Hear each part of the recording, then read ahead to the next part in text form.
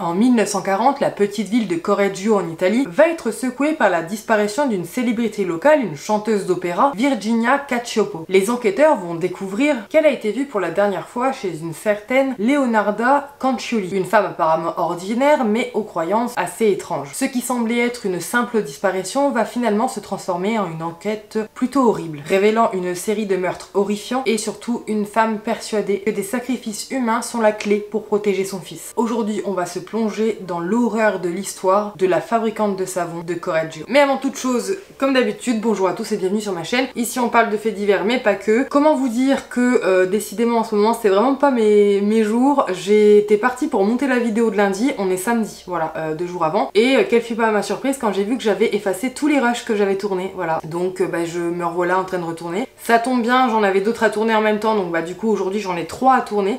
Mais ouais, non, mais j'étais un peu surprise quand même de voir que j'avais plus rien. Un peu dégoûtée, je m'en suis aperçue hier à 3 h du matin, alors pas cool. Sinon, avant toute chose, j'aimerais aussi vous préciser que la promotion de Noël sur ma boutique a été lancée à partir du 1er novembre et ça jusqu'au 15 décembre 2024. Ça vous donne 15% de remise des 40 € d'achat hors frais de port. Donc si vous avez envie de faire des cadeaux originaux cette année sous le sapin, n'hésitez pas à aller faire un tour sur ma boutique. Vous avez un large choix de création à tous les budgets et évidemment avec le code promo, ils sont d'autant plus accessibles, donc c'est le moment évidemment de vous faire plaisir. N'hésitez pas, le lien est dans ma description. Et sinon, c'est tout simplement www.leschoufis.com. Je vous laisse aller vous faire plaisir et je serai ravie d'apporter une petite création sous le sapin. Donc je vous invite à vous installer bien confortablement, prendre quelque chose à grignoter pourquoi pas, et sinon c'est parti pour l'histoire du jour.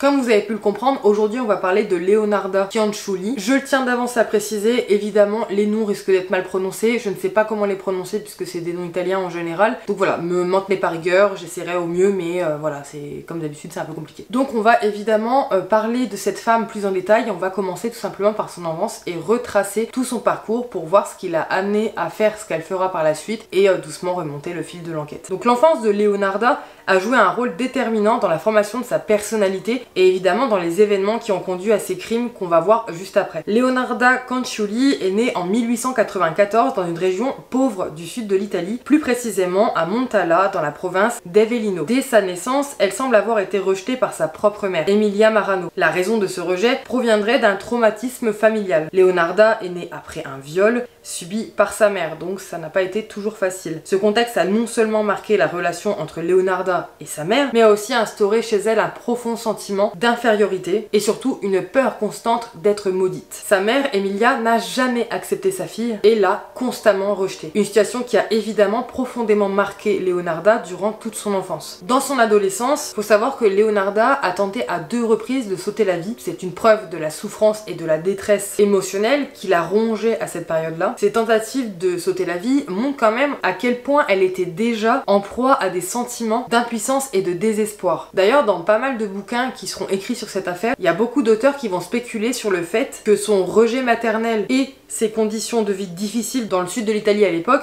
ont alimenté sa vulnérabilité psychologique, donc ce qui aurait entraîné des conséquences dramatiques par la suite. En plus, à cette période-là, les croyances superstitieuses et la peur des malédictions étaient évidemment particulièrement répandues dans cette partie de l'Italie rurale au début du XXe siècle. Ces croyances populaires autour de la magie noire et des malédictions ont joué clairement un rôle crucial dans la façon dont Leonarda percevait le monde à ce moment-là. Et surtout, toutes ces croyances-là expliquaient, du point de vue en tout cas de Leonarda, tous les problèmes et tous les malheurs qu'elle rencontrait dans sa vie. Donc c'est sans surprise que Leonarda elle-même croyait fermement en toutes ses convictions. Et on va aller même plus loin, elle croyait fermement qu'elle était maudite. Et en fait, cette idée, elle s'est renforcée après une consultation avec une diseuse de bonne aventure, quelque chose où tout le monde allait à l'époque d'ailleurs, qui lui aurait prédit une vie pleine de malheurs. Selon cette voyante, Leonarda se marierait et aurait beaucoup d'enfants, mais elle perdrait également beaucoup d'enfants en bas âge. Cette prophétie tragique a été gravée dans la mémoire de Leonarda, et à ce moment-là, elle a littéralement commencé à vivre avec une peur constante de la mort de ses proches, puisque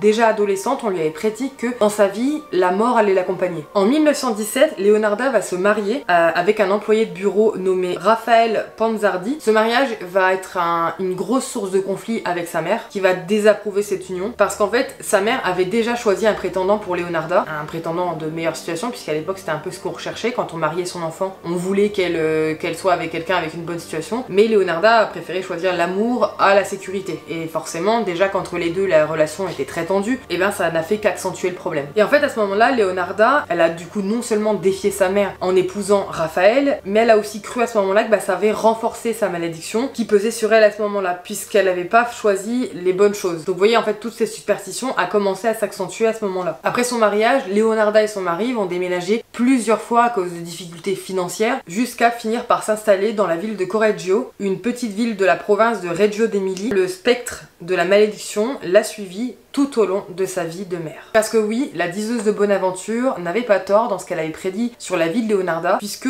tout au long de sa vie de mère, elle va vivre des drames à répétition, elle va faire plusieurs fausses couches et elle va perdre en tout 10 enfants en bas âge, ce qui est énorme, parce qu'elle aura eu en tout 17 grossesses, et en fait seulement 4 de ces enfants vont réussir à atteindre un âge supérieur à 10 ans. Après, dans ces périodes-là, les espérances de vie n'étaient pas les mêmes qu'aujourd'hui, il faut aussi l'entendre. C'est évidemment sans surprise que ces pertes successives ont affecté profondément Leonarda, qui en plus voyait chaque décès comme une confirmation que sa vie était maudite. Et ces événements tragiques ont nourri d'autant plus sa peur irrationnelle de continuer à perdre ses enfants, et du coup de perdre un autre de ses enfants. Et ça va nourrir chez elle une sorte de désir maladif de protéger ses enfants, et surtout de les protéger à tout prix. Et ça va être en 1939 que tout va basculer, quand son fils Giuseppe va lui annoncer qu'il compte rejoindre l'armée italienne pour la Seconde Guerre mondiale. Cette nouvelle va la plonger dans une terreur immense, et à ce moment-là, elle est clairement convaincue qu'elle va perdre son fils, qu'il va mourir à la guerre, sauf si elle fait tout de son côté pour empêcher que cette malédiction s'applique. Et c'est à ce moment-là, pour une raison qu'on ignore, qu'elle se dit que si elle veut protéger son enfant, donc Giuseppe, il faut qu'elle pratique des sacrifices humains.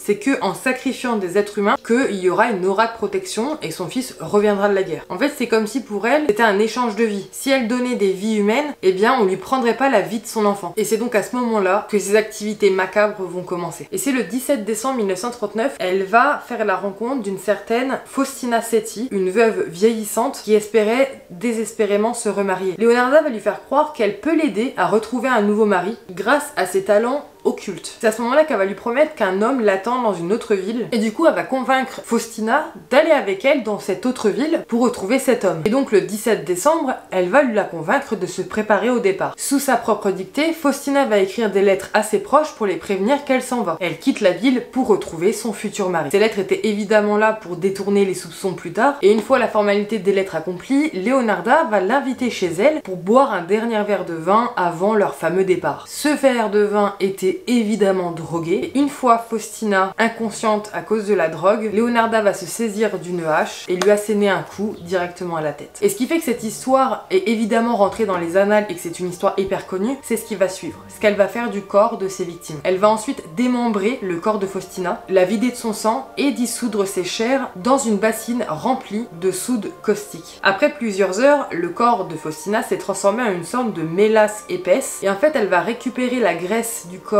pour en faire des savons. Et le sang qu'elle a récupéré de la victime, elle va le mélanger à de la farine, des œufs et du chocolat et en faire des gâteaux. Ces gâteaux et ce savon, elle va les distribuer ensuite à ses voisins et à ses proches. Donc elle transforme littéralement le corps de ses victimes en du savon et des gâteaux. D'où le nom de cette affaire, la fabricante de savon de Correggio, puisqu'elle va tout simplement fabriquer du savon avec le corps de ses victimes. Pendant presque un an, il va pas se passer grand chose, elle ne réitérera rien, elle fera rien de spécial, mais en revanche, le 5 septembre 1940, Leonarda va jeter son dévolu sur Francesca Suavi, une institutrice sans emploi qui recherchait justement une nouvelle opportunité. Et en fait, Leonarda devait être quelqu'un d'assez convaincante, puisqu'elle a réussi à la convaincre qu'elle pourrait l'aider à trouver un emploi, et d'autant plus à trouver un emploi dans une ville voisine et surtout dans une école prestigieuse. Francesca est tombée dans le piège. Comme pour Faustina, Leonarda va lui demander d'écrire des lettres à ses proches pour signifier son départ, encore une fois pour noyer le poisson. Et ensuite, exactement le même scénario que sa précédente victime, elle va l'inviter chez elle pour boire un dernier verre de vin avant le départ, verre de vin qui sera drogué, et ensuite elle abattra un coup de hache sur la tête de Francesca. Au niveau du processus d'après-meurtre, ça sera exactement de la même façon. Elle va transformer le corps, les graisses de sa victime en du savon et le sang et le reste dans des gâteaux qu'elle fera avec une mixture particulière. Cette fois-ci, il lui faudra pas longtemps avant de recommencer ses actes macabres, puisque seulement le 30 septembre 1940, donc à peine 3 semaines après son deuxième meurtre, Leonarda va faire la rencontre de Virginia Cacioppo, une ancienne chanteuse d'opéra qui avait d'ailleurs connu un certain succès dans le passé. Et en fait, à ce moment-là de sa vie, Virginia était veuve et sans emploi stable, qui la rendait évidemment vulnérable aux promesses d'amélioration de vie que Leonarda va lui faire. Et en fait, Leonarda va lui réussir à l'embobiner en lui disant qu'elle va lui trouver un travail en tant que secrétaire d'un impresario à Florence, et ça va beaucoup tenter Virginia puisqu'elle n'a pas de situation stable. En fait, Leonarda s'attaquait à des femmes vulnérables qui avaient besoin de quelque chose. Comme pour ses deux précédentes victimes, le cheminement va être le même.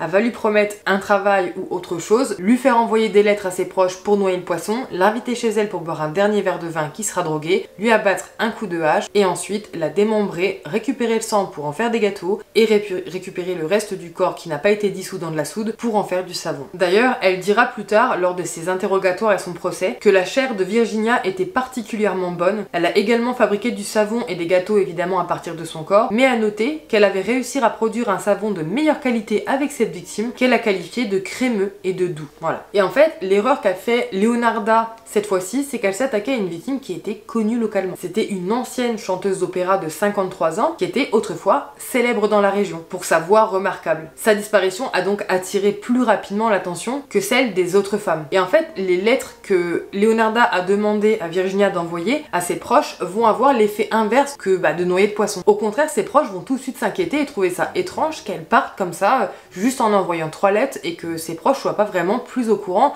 des détails de ce que ça comporte. Et c'est principalement le neveu de Virginia, Alfredo Cacioppo, qui va jouer un rôle crucial dans l'arrestation de Leonarda. En fait, il était complètement inquiet de l'absence prolongée de sa tante et il trouve aucune trace de ses déplacements à Florence. Alfredo, il va du coup contacter la police pour leur signaler qu'il y a un problème et qu'il le sent pas. Et en fait, le déclenchement à la police de Alfredo va déclencher une enquête de police plus approfondie et les enquêteurs ont commencé à chercher des indices dans les derniers mouvements de Virginia. Parce qu'effectivement, eux également trouvent que c'est bizarre. Dans un premier temps, au niveau de l'enquête, les policiers vont s'attarder justement sur les derniers instants de Virginia. Qu'est-ce qu'elle a fait? Donc ils vont se rendre à Correggio et interroger les habitants, savoir s'ils l'auraient pas croisée, s'ils auraient pas entendu des petites choses, des rumeurs, etc.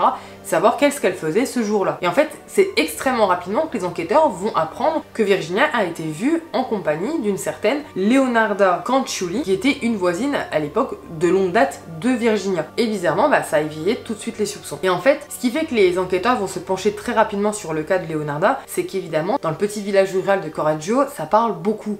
Et beaucoup de personnes vont dire aux enquêteurs que Leonarda a une réputation assez étrange. Elle pratiquerait la sorcellerie et des activités occultes. Et en fait, d'apprendre ça, ça va évidemment éveiller la curiosité de la police et se dire que potentiellement derrière il y a un truc bizarre qui se cache. Donc ils vont pousser encore plus les appels à témoins et d'aller voir les voisins de Leonarda pour essayer d'en apprendre un peu plus sur elle, d'étoffer le dossier avant de l'arrêter. Et c'est à ce moment-là qu'il y a des témoignages qui vont relever qu'il y avait des odeurs bizarres qui s'échappaient parfois de la maison de Leonarda et que certains habitants avaient remarqué un comportement inhabituel, notamment la vente de savon maison que Leonarda distribuait à ses proches. Elle avait beaucoup de savons à distribuer ou à vendre. Oui, elle les vendait aussi. Donc au tout début, la police va simplement convoquer Leonarda pour un interrogatoire parce qu'au début, ils pensaient que c'était juste une affaire de disparition. Ils prenaient pas ça comme un meurtre précisément puisque il n'y avait pas de corps et il n'y avait aucune raison de penser que c'était un meurtre. Et en fait, quand Leonarda va se présenter au commissariat, eh bien, elle va pas tenir longtemps. Et sous pression, elle va très rapidement craquer. Et ça va littéralement glacer le sang des policiers, à quel point, pendant ses aveux, elle va rester très froide et très détachée de tout ça. Et elle va raconter aux policiers ce qu'elle faisait et ce qu'elle a fait à 3 personnes. Je rappelle que la police l'arrête pour lui poser des questions sur la disparition d'une femme, même pas encore un meurtre. Et là, elle avoue en fait tout, mais de façon hyper détachée et sans aucun remords. Et elle va non seulement raconter en détail détail les circonstances des meurtres, mais elle va également expliquer le processus macabre qu'elle avait suivi pour se débarrasser des corps. Les avoir démembrés, dissous dans la soude, transformés en gâteaux et en savon. Imaginez la tête des enquêteurs à ce moment-là. Et c'est à cet instant qu'elle va affirmer aux policiers qu'elle réalisait ça, non pas parce qu'elle avait envie de tuer des gens ou qu'elle était une psychopathe, mais parce qu'elle voulait protéger son fils. Elle estimait qu'elle était obligée de sacrifier des personnes pour protéger la vie de son fils. Donc à la suite de ces aveux, la police va procéder à une perquisition au domicile de Leonarda, et ce qu'ils vont trouver va confirmer l'ampleur de l'horreur. Des restes humains vont être retrouvés dans des bassines et d'autres dans d'autres récipients. Les bassines qui étaient utilisés pour dissoudre les corps étaient encore présents, et les enquêteurs ont trouvé des traces de sang et des matières organiques dans la cuisine, là où elle avait évidemment transformé les restes de ses victimes en savon et en gâteaux. Et en fait, quand la police elle va faire tout des voisins pour savoir où est-ce qu'elle a distribué ses gâteaux et ses savons, et qui vont du coup apprendre un petit peu à l'entourage ce qu'il en était, et en fait il y a plein de voisins qui vont se rendre compte que oui, Leonarda leur apportait des gâteaux très souvent, et du savon. Ils avaient évidemment aucune idée de l'origine des gâteaux et du savon, mais imaginez juste l'horreur de se rendre compte que votre voisine gentille qui vous apporte du savon et des gâteaux gratos, c'est fait à base de corps humain. Voilà. La confession de Leonarda a plongé la ville de Correggio dans la stupeur et l'horreur, parce que à ce moment-là, en fait, même si elle avait des pratiques étranges, les gens la considéraient comme une commerçante aimable, gentille, un peu excentrique sur les bords, mais inoffensive. Donc c'est évident qu'ils ont été profondément choqués par la révélation. En fait, la notion qu'une femme qu'ils côtoyaient tous les jours avait non seulement tué 3 de leurs voisines, mais en avait fait aussi du savon et des gâteaux, a créé une atmosphère de peur et de dégoût, parce que pour la plupart, ils avaient mangé ces gâteaux. La nouvelle après, elle s'est rapidement propagée dans toute l'Italie, et Leonarda est devenue une figure infâme surnommée la fabricante de savon de Correggio, et son histoire a captivé les médias nationaux évidemment à l'époque, et son procès allait bientôt devenir l'un des plus notoires du pays. D'ailleurs son procès va se dérouler en 1946, quelques années après son arrestation, et surtout à la fin de la Seconde Guerre mondiale. Les détails de ses crimes, qu'elle avait racontés d'ailleurs avec un sang-froid déconcertant, ont horrifié le public. Et en fait ce qui a particulièrement frappé les observateurs, c'est le manque total de remords dont elle a fait preuve durant tout le procès. Elle a encore une fois calmement expliqué que ses actions étaient des actes de protection pour son fils, et que selon elle, ces sacrifices humains étaient nécessaires. Sans surprise, à la fin de ce procès, elle sera condamnée à 30 ans de prison et à 3 ans dans un asile psychiatrique, conformément à la loi italienne à l'époque qui considérait que les criminels particulièrement dérangés mentalement devaient être enfermés dans des institutions psychiatriques à la fin de leur peine de prison, et non de les enfermer dans une prison classique. Leonarda va décéder en 1970, et elle était toujours en prison. Cette histoire a bouleversé l'Italie à son époque, à la fin de la Seconde Guerre mondiale. Déjà un pays qui n'était pas forcément au beau fixe comme beaucoup à l'époque, puisque forcément avec la guerre, ça n'était pas forcément idéal et tout rose, mais ça a profondément marqué évidemment la ville de Correggio. C'est demandé qui avait en fait mangé des corps humains. Ils se sont, sans le vouloir, littéralement mangés entre eux, puisque les personnes qui ont été attaquées et tuées étaient des voisines, donc des personnes qui habitaient dans ce village également. Donc quand on réfléchit et qu'on prend du recul sur la situation, ça devait être horrible à vivre de savoir que potentiellement on avait pu manger la voisine avec qui on discutait la veille. Cette histoire, je la connaissais absolument pas, j'en avais jamais entendu parler, et je l'ai trouvée par hasard, et je l'ai trouvée hyper intéressante de voir à quel point une croyance peut nous mener aussi loin dans nos actes, puisque là ça parle clairement d'une personne qui était persuadée d'être maudite, d'une personne qui avait peur pour la vie de ses enfants en fait, puisqu'elle était connue pour être quelqu'un d'extravagante mais pas méchante, mais le départ de son fils pour la Seconde Guerre mondiale l'a fait complètement perdre pied, parce qu'elle avait un amour immense pour son enfant et avait peur que la malédiction continue et vienne lui prendre la vie de son fils. Et pour elle, le seul moyen de protéger son fils était de sacrifier des vies humaines. Et c'est pour ça qu'elle est passée à l'acte. Et je trouve ça fou de se dire à quel point des croyances peuvent nous faire faire des choses aussi insensées et aussi macabres. Parce qu'au-delà de prendre des vies, parce que bon, c'est horrible, mais c'était pas le plus effrayant dans cette histoire. Le plus effrayant, c'est ce qu'elle faisait des corps, bien évidemment, puisqu'elle les démembrait. C'était déjà quelque chose de quand même assez violent. Mais au-delà de les démembrer, elle les transformait en savon et en gâteaux qu'elle distribuait à sa ville. Et c'est ça le plus macabre, et c'est ça qui a perturbé les gens, au-delà du fait que quand elle en parle, elle était complètement détachée. Elle avait peut-être même pas conscience que ce qu'elle avait fait était vraiment terrible. Donc voilà, c'est tout pour cette vidéo aujourd'hui, j'espère qu'elle vous aura plu. Dites-moi ce que vous en pensez en commentaire, si vous connaissiez l'histoire ou pas, et sinon si je vous ai appris 2-3 trucs. N'hésitez pas à faire un tour sur ma boutique en ligne et profiter de la promotion qui est en cours. C'est hyper intéressant et ça permet de faire des cadeaux originaux pour Noël, ça change, c'est du fait main et vous avez vraiment de tout, autant du gros tableau que du plateau. Et je vous invite vraiment à aller faire un tour sur la boutique, profitez-en et ça me ferait évidemment hyper plaisir et ça me soutiendrait, c'est évident. Sur ce, écoutez, je vous dis à lundi prochain pour une prochaine histoire et sur ce, adieu.